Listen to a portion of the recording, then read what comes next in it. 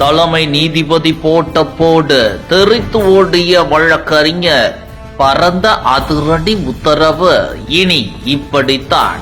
உச்சநீதிமன்றம் தலைமை நீதிபதி திரு சூரியகாந்த் பொறுப்பேற்றதில் இருந்து நீதிமன்றத்தின் அணுகுமுறையில் ஒரு குறிப்பிடத்தக்க மாற்றம் காணப்படுவதாக கூறப்படுகிறது. குறிப்பாக நாட்டின் முக்கிய பிரச்சனைகளில் நீதிமன்றம் வலுவான நிலைப்பாட்டை எடுக்க தொடங்கியுள்ளது. இந்த நிலையில் மாயமான 5 ரோஹிங்கியா இஸ்லாமியர்களை கண்டுபிடி தர வேண்டும் என்று உச்சநீதிமன்றத்தில் ஆட்கொணர்வு மனு தாக்கல் செய்யப்பட்டது.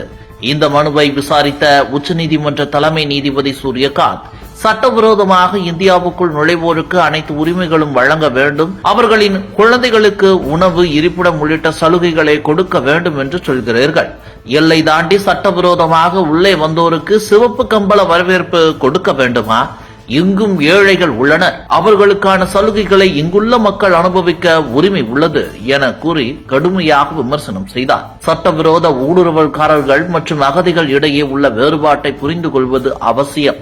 ஒரு அகதி சட்டவிரோதமாக வந்தால் அவர் முதலில் சரணடைந்து தனது நிலைப்பாட்டை வெளிப்படுத்தி அரசிடம் இருப்பிடம் கோருவார். ஆனால் சட்டவிரோதமாக ஊடுருபவர்கள் அவ்வாறு செய்யாமல் ரகசியமாக சமூகத்தில் கலந்து வாக்காளர் அட்டை போன்ற ஆவணங்களை பெற முயல்கிறார்கள். அவர்களை நல்லவர்கள் போல் சித்தரித்து சட்டவிரோத ஊடுருவலை நியாயப்படுத்த அகதிகளாக சித்தரிக்கும் முயற்சி எப்போதும் நடந்து வருகிறது. மேலும் சட்டவிரோத ஊடுருவல் என்பது ஒரு சட்டம் ஒழுங்கு பிரச்சனை மட்டுமல்ல, இது ஒரு தேசிய பாதுகாப்பு பிரச்சனையும் கூட. இந்த ஊடுருவலுக்கு பின்னணியில் ஊடுருவல்காரர்கள் மக்கள் தொகை அதிகமாக்கி அவர்களுக்கு என தனி நாடு, தனி சட்டம் என கோருவது உலகம் முழுவதும் நடந்தேறி வருகிறது.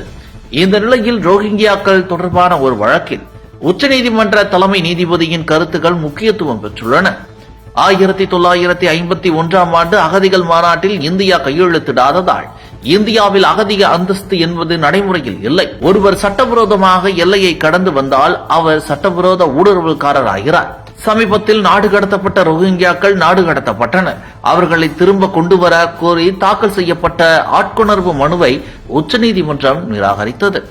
இதற்கு தலைமை நீதிபதி சூரியகாந்த், அந்த குறிப்பிட்ட மக்களுக்கு இங்கு சட்டப்பூர்வமான அந்தஸ்து இல்லை, வடகிழக்கு மாநிலங்கள் என்பது மிகவும் சென்சிட்டிவான ஏரியா என்பது உங்களுக்கு நன்றாக தெரியும். இப்படி இருக்கும்போது சட்டவிரோதமாக ஒருவர் நுழைந்து அவர் பிடிபட்டால் அவர்களுக்கு நாங்கள் சிவப்பு கம்பளம் விரிக்க வேண்டும் என்று விரும்புகிறீர்களா என்று மீண்டும் காட்டமாக கேள்வி எழுப்பினார்.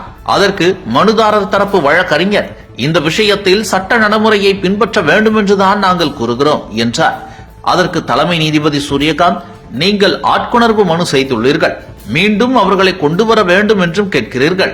சட்டம் அனைவருக்கும் சமமானது. குறிப்பிட்ட நாட்டைச் சேர்ந்த ஒரு குழுவினருக்கு மட்டும் ஏதாவது உத்தரவு பிறப்பித்தால் அது இங்குள்ள மற்ற நாடுகளைச் சேர்ந்த மக்களுக்கும் பொருந்தும் என்றார். இதேபோல கொல்கத்தா உயர்நீதிமன்றத்தில் எல்லை வேலி தொடர்பான ஒரு வழக்கு நடந்து வருகிறது. மேற்கு வங்கத்தில் கிட்டத்தட்ட 600 கிலோமீட்டர் எல்லைக்கு இன்னும் வேலி அமைக்கப்படாமல் உள்ளது. மாநில எல்லைகளில் நிலம் கையகப்படுத்துவதில் மம்தா அரசு பொறுப்பற்ற தன்மையாக இருப்பதால் வேலி அமைக்கும் பணிகளில் தாமதம் ஏற்படுவதாக குற்றச்சாட்டும் எழுந்துள்ளது. இதுவும் ஒரு தேசிய பாதுகாப்பு அச்சுறுத்தல் என்று உயர்நீதிமன்ற நீதிபதி திருமதி அமிர்தா சின்ஹா கருத்து தெரிவித்துள்ளார்.